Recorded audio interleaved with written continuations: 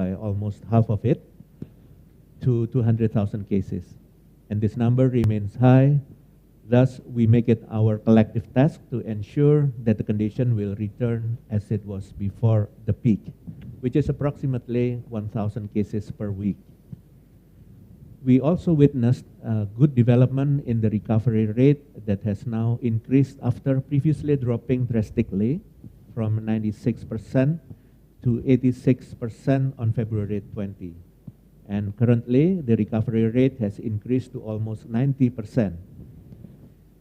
This increase in recovery was accompanied by a decrease in the bed occupancy rate of the National COVID-19 Referral Hospital for the last 10 days, from 38.79% to 28.2%. And regardless of the good news, we are continuing our efforts to improve our preparedness towards the transitions and adaptation period by increasing the number of beds that has reached more than 94,000 per March 7, 2022. On the other hand, the number of active cases is still relatively high, even though it decreased by 97,000 in the last week after experiencing an increase for the previous 8 weeks. Data on March 7, 2022 still recorded the number of active cases of 448,273 cases. Thus, all efforts to handle COVID-19 must continue to be carried out consistently, even though cases at the national level has shown a decline.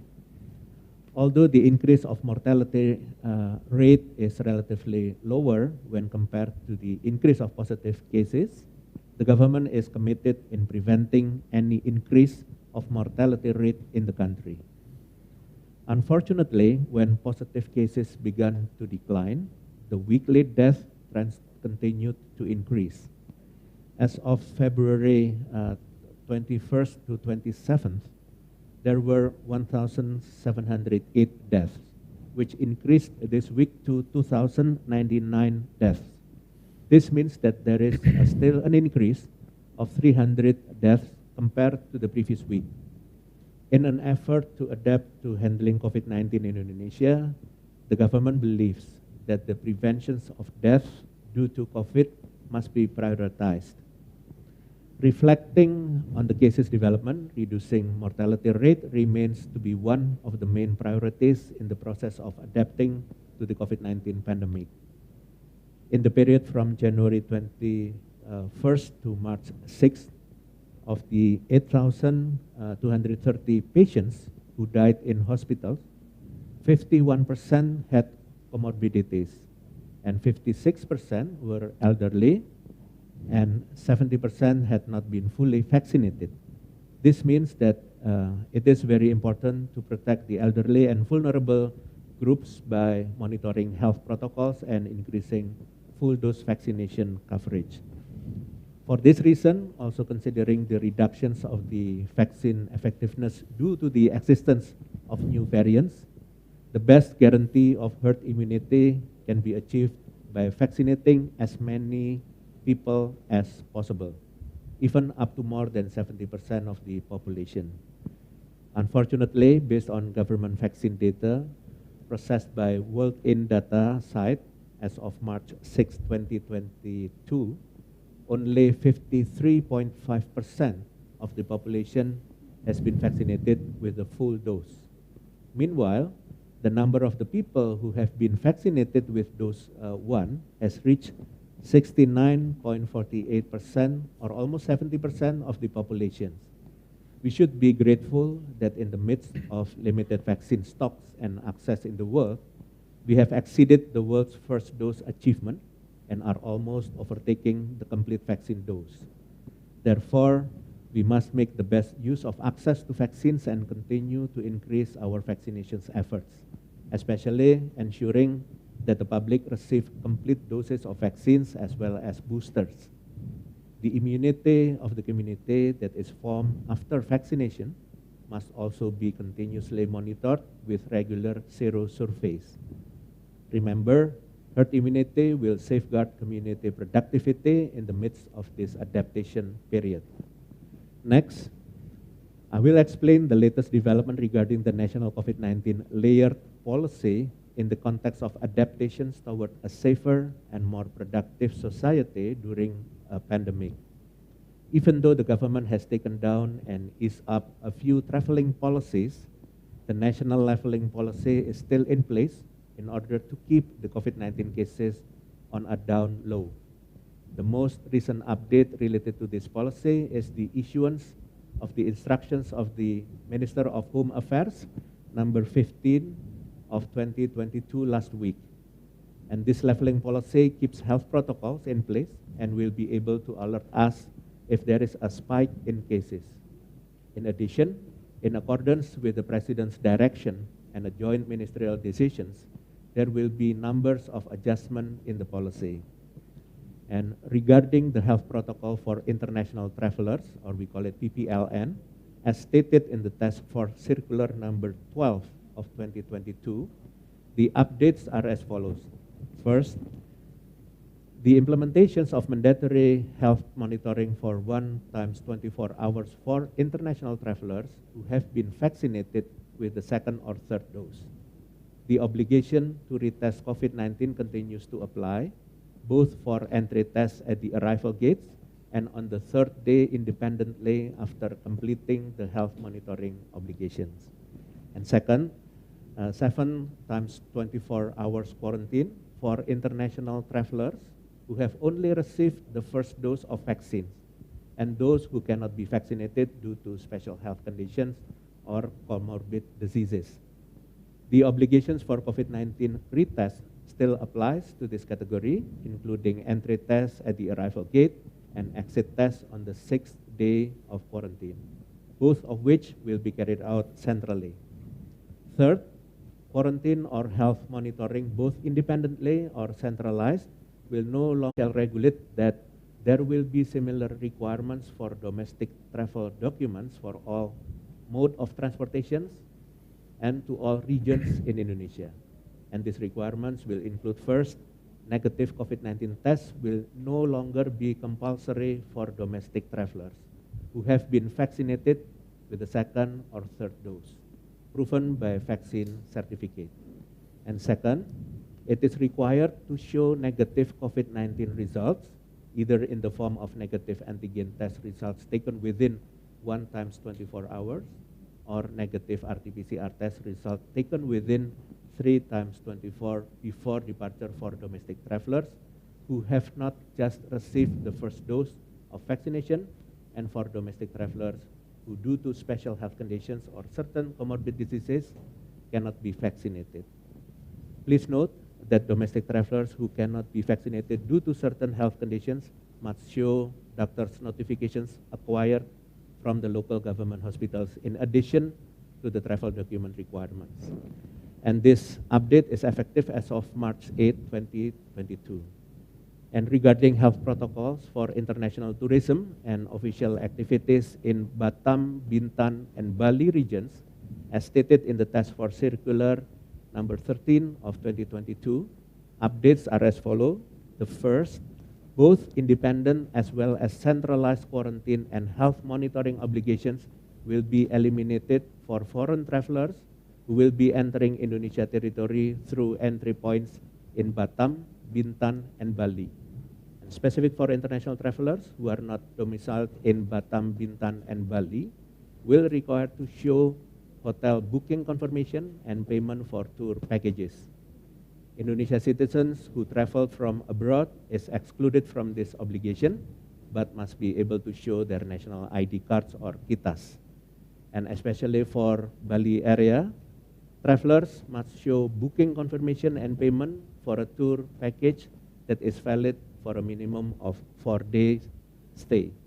In addition, the entrances for the Batam and Bintan areas are Hang Nadim International Airport and Batam Port for international travelers, for those who wish to travel to Batam area, or Raja Haji Fisabilillah Airport, Bintan Port, and Tanjung Pinang Port for international travelers who wish to travel to Bintan area. And second, The obligation for retesting is still carried out for international travelers to Batam, Bintan, and Bali in the form of RT-PCR testing on the 3rd day after arrival. In addition, the obligation to carry out of COVID-19 tests is no longer valid before entering any place within the bubble area or exit test to complete the journey.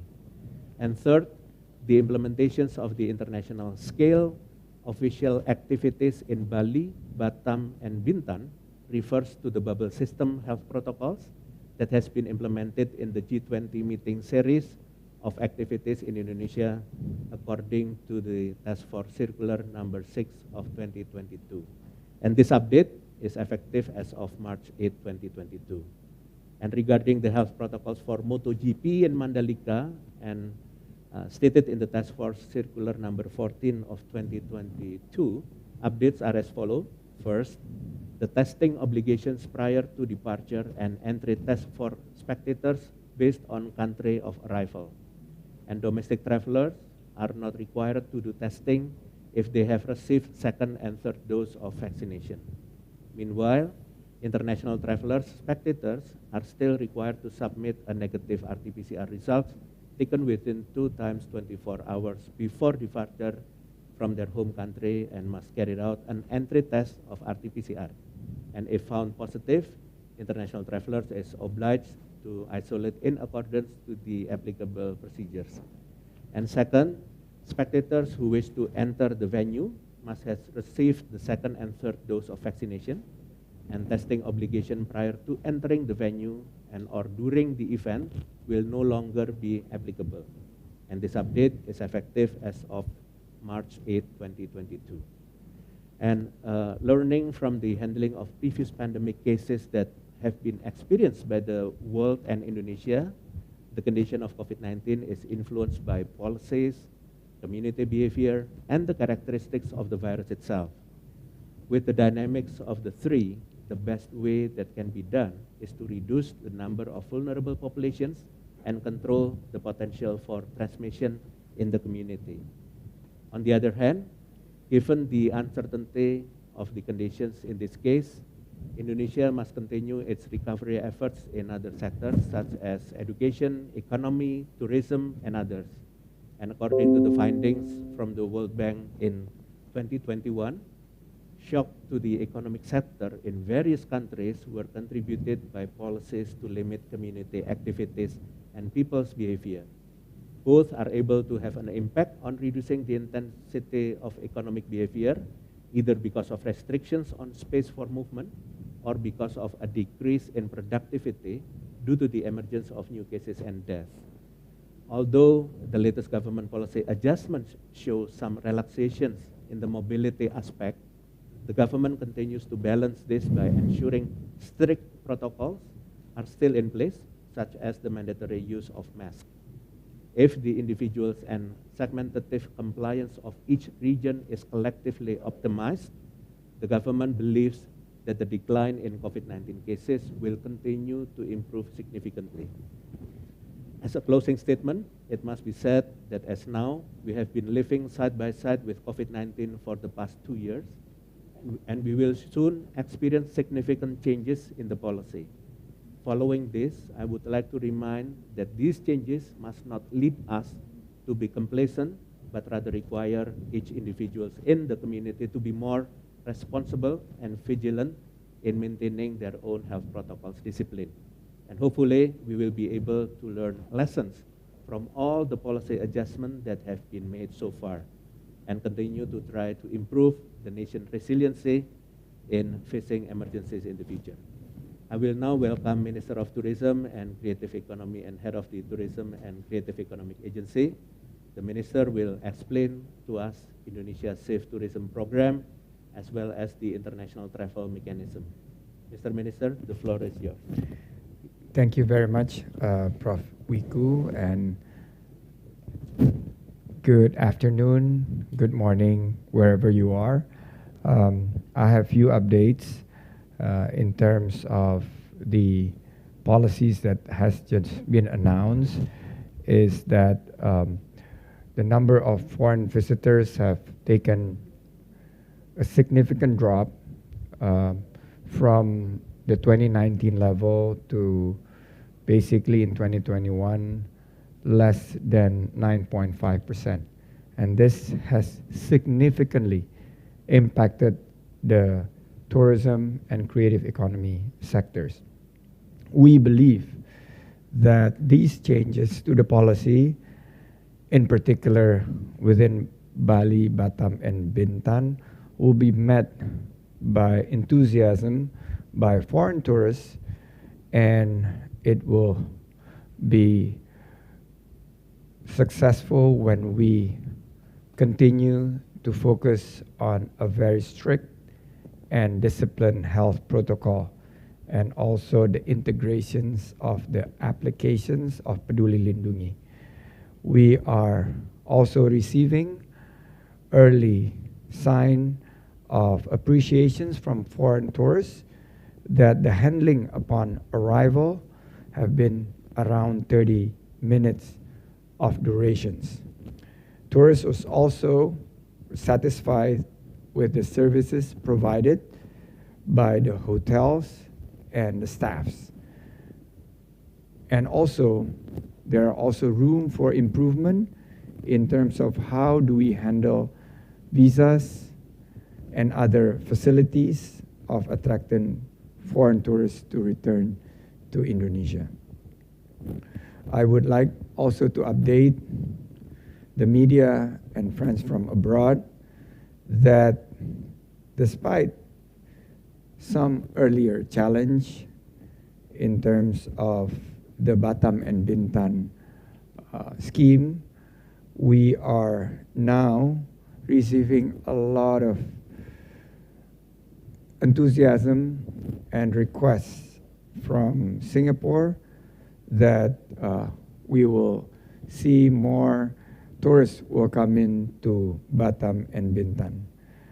So far in Bali, the warm-up vacation program has been very successfully implemented with low impact of positivity rate below 0.5% based on entry tests between February 2022, and there are close to 1,500 foreign visitors come in, and we are extremely delightful that all ministries and agencies are preparing for a better handling of foreign tourists that will participate in the G20 and many other international events, including the United Nations Disasters Risk Reductions Platform and conference that will take place in May. And we are working together with also stakeholders to prepare for a much better handling of foreign tourist arrival, and treat them with a much better comfort. And we have the certifications called Cleanliness, Health, Safety, and Environmental Sustainabilities that we will be able to offer the foreign tourists safe, comfort, and secure holidays and activities within Indonesia, with more friendly service from airport to hotels to activities and to returning.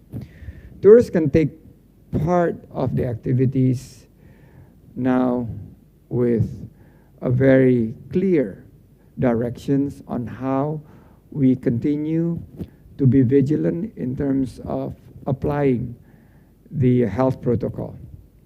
And we believe that if the general condition is suitable and conducive, we will also see a potential rise of foreign tourists within the upper range of 1.8 to 3.6 million foreign tourist arrival this year. 34 million jobs are within the space of tourism and creative economy, and therefore we will ensure the handling of the pandemic together with Professor Wiku and the rest of the team within the government.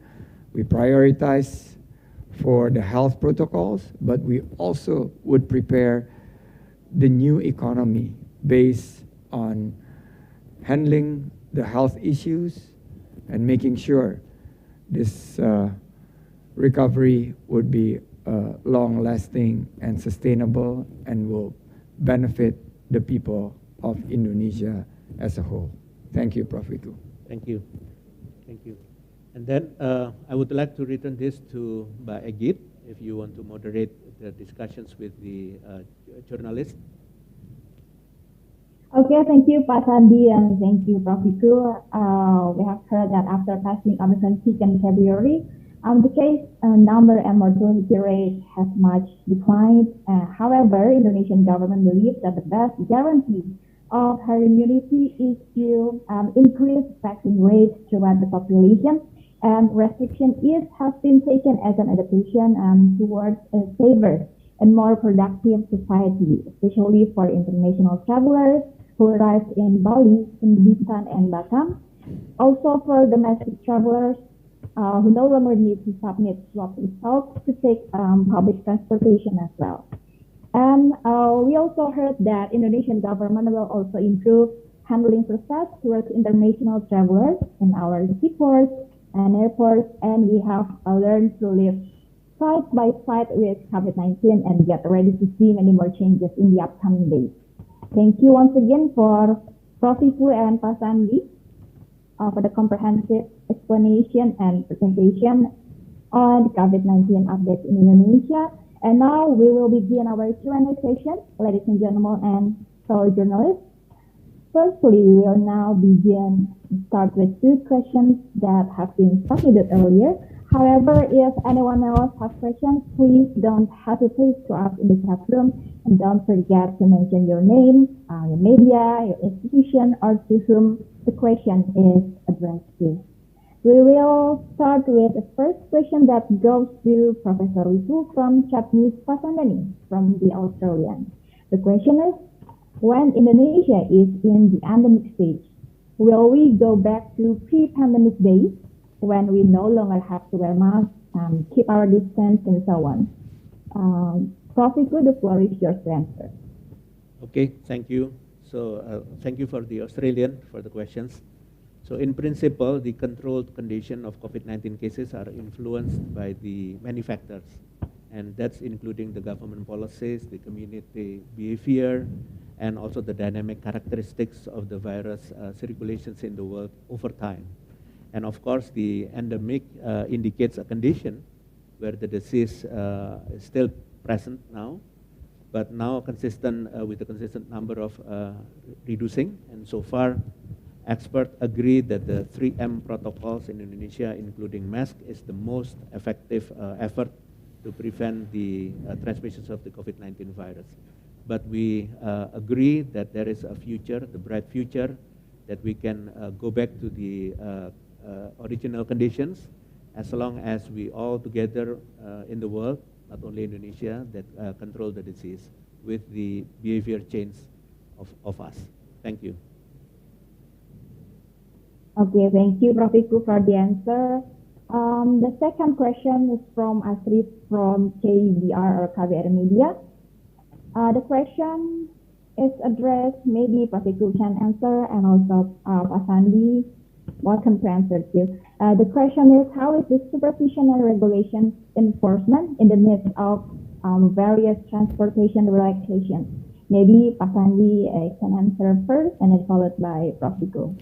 Thank you. Yours, Pak Sandi. Thank you, Mbak Egit. Mbak Astri, I just got back from Pontianak. 2 days visit, and I used the new policies for fully vaccinated travelers.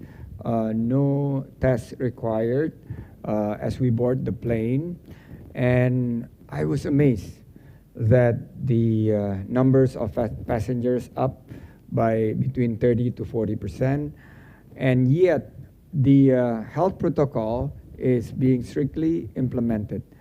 I remember a passenger right in front of my row, after he took off his mask and to take his drink. He forgot to put back the mask. Not only the flight attendant, but other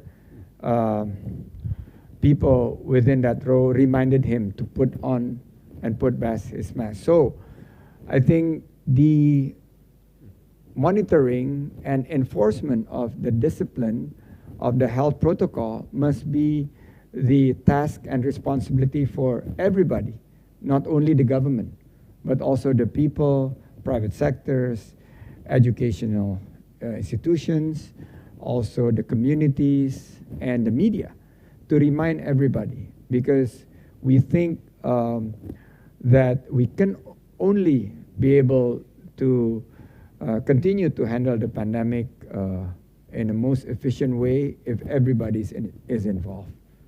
So I'm quite optimistic that this new health protocol regulations and the policies that we are taking, if supported by everybody, including all stakeholders, it will be much easier to monitor and implement it. Okay, for Prof. Wiku, maybe you can add up the answer, Okay. completing Pak Sandi's explanation. Okay, earlier. thank you. So Pak Sandi just mentioned about the awareness, the high awareness of people in adapting the situations with COVID-19 and in the air travels. And I think the operators of the transportation itself has been adjusting some of the regulations that they have, but of course they are still strict in terms of health protocols. And I think this is the time that not only the people, but also the regulators in the local areas, the operators are adjusting the policy in terms of people mobility, but at the same time they are still strict in applying the health protocols. And I think that's the modality of having a more productive economic activity and safe from COVID-19. Thank you. Okay, thank you, Prof. Wiku. But revenge travel has been a concern to many people, Prof. Wiku and Pak Sandi, as it occurs many times after the ease of travel restrictions. And how do you see this concern towards people in Indonesia? As you see, revenge travel after the ease of travel restriction has occurred many, many times before.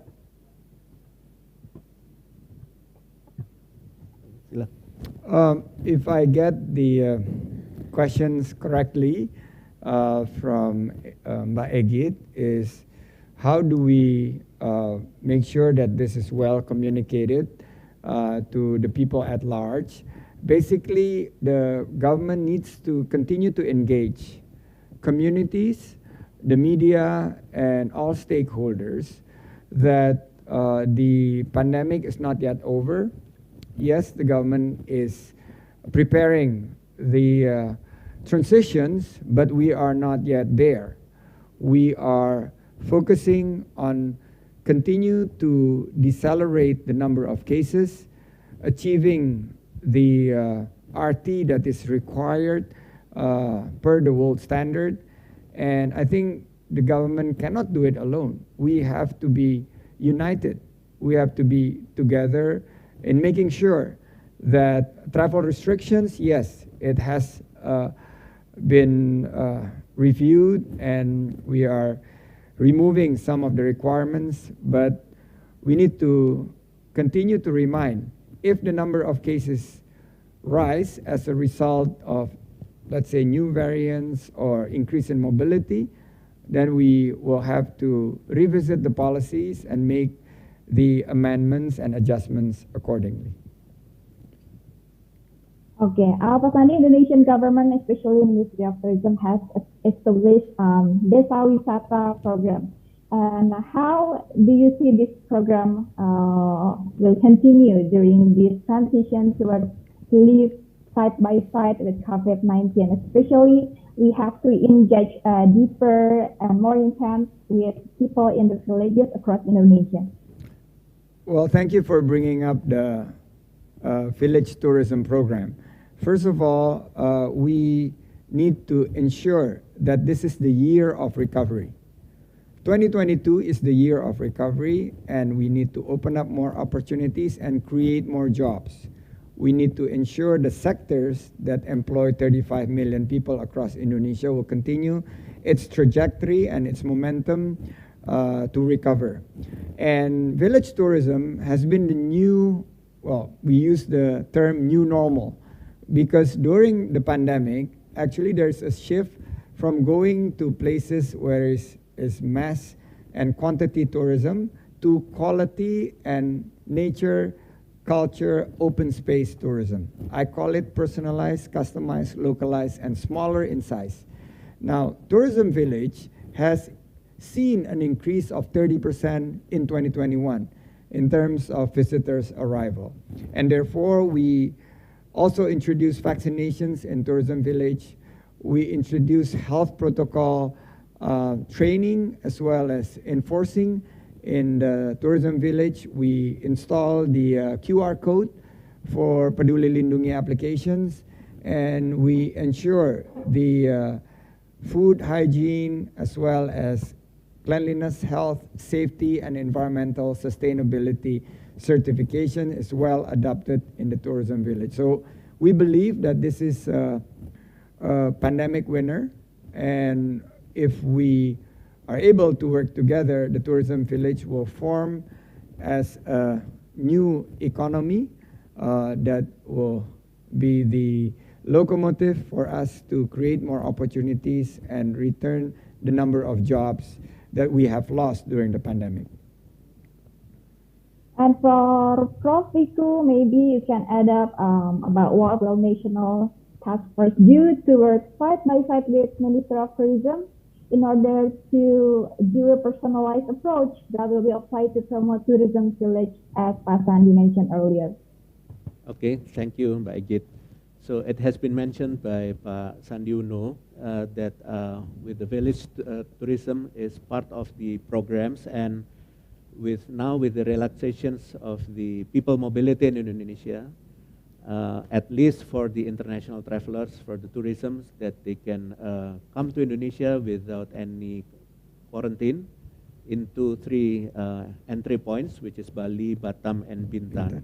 But then after they entered into Indonesia in this safe entrance gate, then they can continue to travel to other areas in Indonesia, which is very beautiful, and there are many tourist areas that are managed well. And I think this is also part of the recovery year, that of course the other part of Indonesia will be exposed to the international travelers and tourism. And as the task force, COVID-19 task force, we want to make sure that health protocols are strictly applied to all of the economic activities, including tourism. And we will adjust the regulations to make sure that people can have more productive activities, and we will prevent the increase of cases in Indonesia. And of course, the monitoring of the national cases, including local area cases, we always monitor every day, every week, and we will adjust the policy when necessary. If it's not, then we will relaxing more, and we can live side by side with COVID-19. Okay, thank you, Prof. Wiku. And going back to COVID-19 updates in general, how do you see the general evaluation related to implementation of the travel bubble that has been implemented in Indonesia, especially in Batam, Bintan, and during MotoGP in Mandalika, G20, and in Bali? For me, I think we are very optimistic, Prof. Wiku and member of the media, that these new policies with so-called removing some of the requirements for quarantine, as well as the improvement in visa applications by reintroducing visa on arrival, would be very positive. And if we look at this Batam, Bintan, Singapore, and MotoGP, as well as G20 and UN Disasters Risk Reductions Platform Conference, we believe that events will lead our recovery. So with more events, more activities, and the economies will benefit, which at the end of the day will create jobs and increase the income of the people within the areas that have been 2 years suffering from this pandemic. So we have been able to obtain very good feedback from the industry, and we are very, very, I would say, enthusiastically, although still cautiously optimistic that the MotoGP next week and many other events, international events, including World Tourism Day that will take place in Indonesia, will be able to be done on a smooth, safe, and also within the health protocol corridors in order for us to make sure that there won't be any risk that we impose to foreign tourists who would be participating in all of these international events. Agit.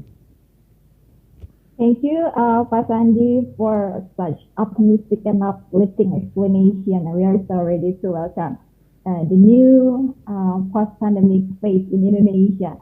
How about you, Prof. Wiku? Maybe you have some closing statements to wrap today's press conference according to safe tourism explanations brought by Pak Sandi. Okay, thank you.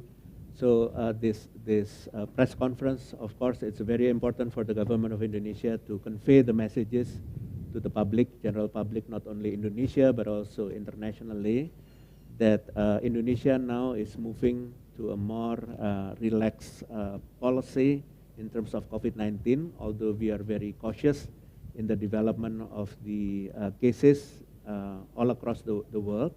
And we always compare the policy and the situations to other countries, including neighboring countries. And we see that in this year, this is a great opportunity to recover together.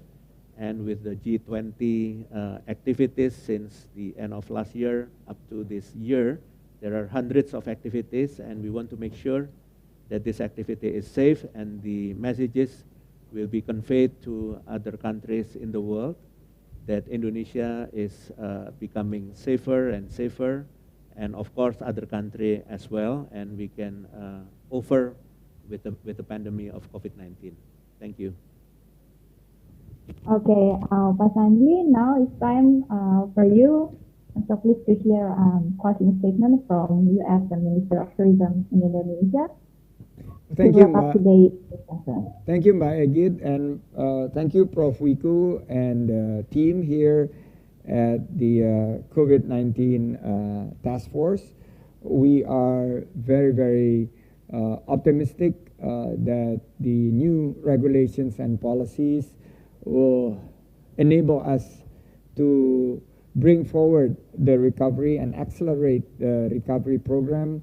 As you know, we have been handling this health aspect of this pandemic, alhamdulillah, very, very so far under control.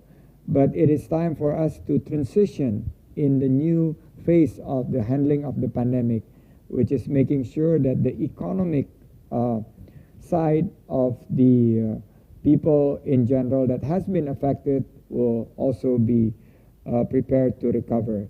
We call this a new economy. What is a new economy? It's basically an economy that is very strict in the adherence of health protocol. The new economy will be more digitalized, and the new economy will basically introduce sustainability and health aspects, as well as making sure that we create more opportunities for business and more jobs for the people of Indonesia. So thank you very much, and I look forward to come here again and give an update for the international media. Definitely towards the middle of this year, as we go deeper into preparations of G20 and the preparations for other super priority destinations. Thank you, Prof. Wiku, and thank you, Mbak Agit. Thank you, Prof. Wiku, and thank you, Pak Sandi, for such an optimistic explanation so far. And now, ladies and gentlemen, fellow journalists, we have come to the end of today's press conference. Thank you once again for Prof. Wiku and Pak Sandi for delivering COVID-19 updates. And thank you for our fellow journalists for your attendance virtually. Stay safe and stay healthy. Thank you. Thank you.